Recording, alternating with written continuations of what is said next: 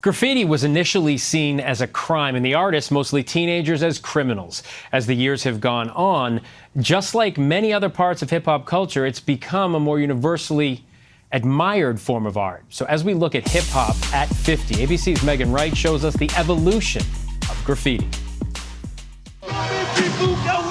1980s New York.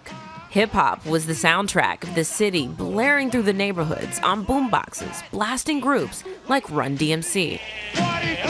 As the music solidified itself as a part of New York culture, so did another expression of hip-hop, graffiti. I think graffiti was that shot heard around the world. It sort of just feels like you own this piece of the city once you've sort of put your name on it. It was kind of like a raging adolescent, teenage form of expression that was citywide.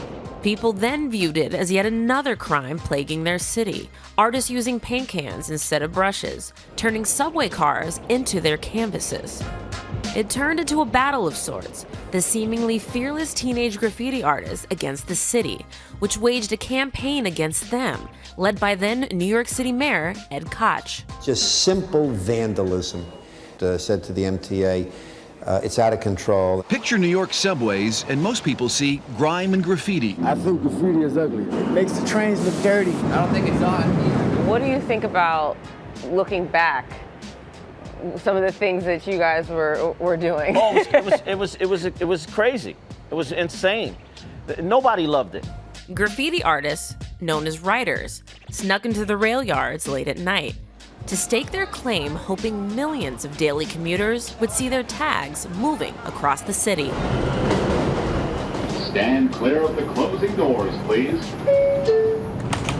I was able to see the subway trains from here since I was 7. Got infatuated with the colors, the bright colors on the subway trains. Bronx graffiti writer WANE took us for a tour around some of the spots where he'd spray his art as a teen, recalling what it felt like when he first began. The train pulls in, right? I see my piece roll in, right? There's a bunch of guys standing there with their school bag, and they're looking at it, right? Your art critics are right there. It's not like the art world. In real-time feedback. Oh yeah, real-time feedback, and it became like an addiction. Thank you. Okay, what do we have in here?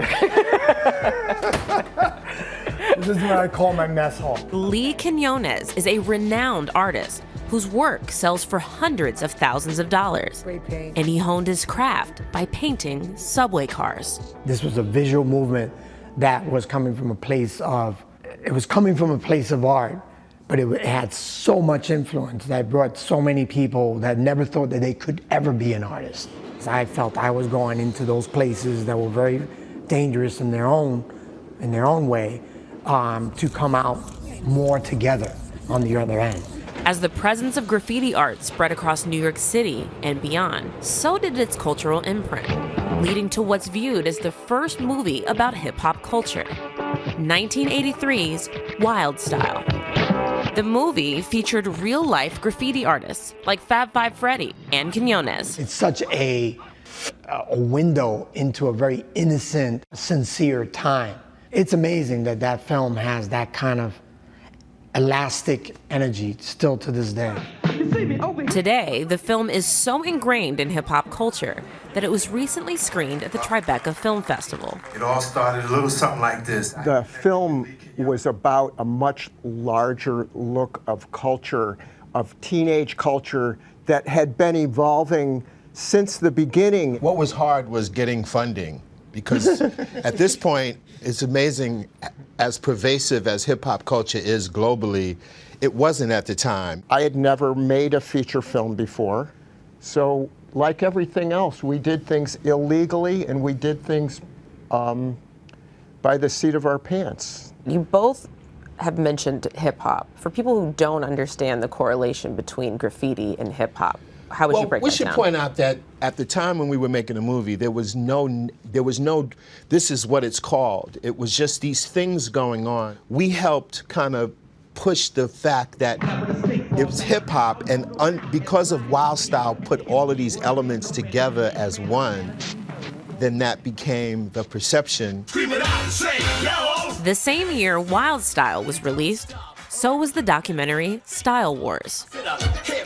It followed several graffiti crews made up of mostly teen boys, showing the dangers they face for their art and the pushback from those who didn't understand. Among them, a boy known as Des TFA. They're trying to make it look like graffiti writers break windows and everything. It ain't even like that. When Des wasn't painting, he'd spend days in the park on turntables, a dedication to the craft that led him to become one of New York City's most popular DJs, DJ K. Slay. Before his death last year, he reunited with Style Wars producer and photographer Henry Chalfant, reminiscing about the early days of hip-hop culture on K. Slay's Shade 45 Street Sweeper radio show. One day we wanted to put on t-shirts and break dance, or the next day we wanted to pull out the equipment and DJ in the park, and the next day we might want to go to the train yard and paint. Nobody knew years later it would become a multi-billion-dollar industry like it is. Once viewed as criminals, many graffiti artists now make considerable money for their work, gaining the attention of major brands. Few are as in demand as Claw Money, but she hasn't forgotten how it all started. They were really like coming down on the transit, on the train riders. There was this weird period where nobody knew what to do. She started painting walls, making a name for herself, creating an unmistakable signature. I think the cool thing about the claw is that it can mean anything to anybody. You can see what you want to see or assign attributes to it that you see. It's open to interpretation.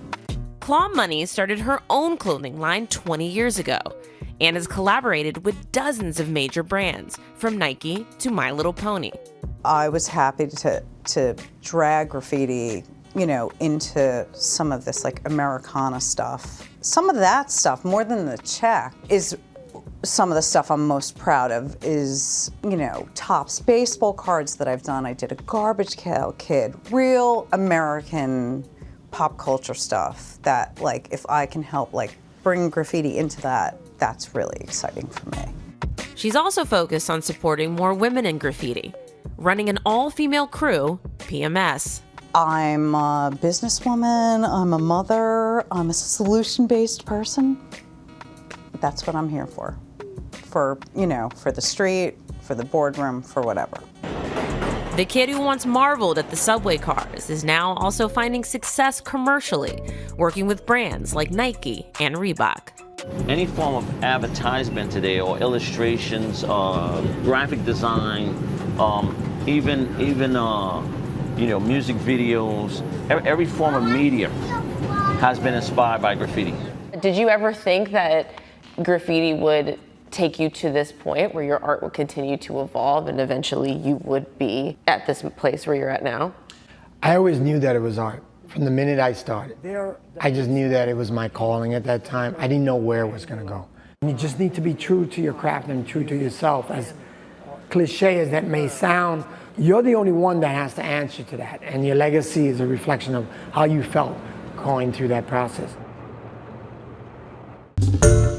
Hi everyone, George Stephanopoulos here. Thanks for checking out the ABC News YouTube channel. If you'd like to get more videos, show highlights, and watch live event coverage, click on the right over here to subscribe to our channel, and don't forget to download the ABC News app for breaking news alerts. Thanks for watching.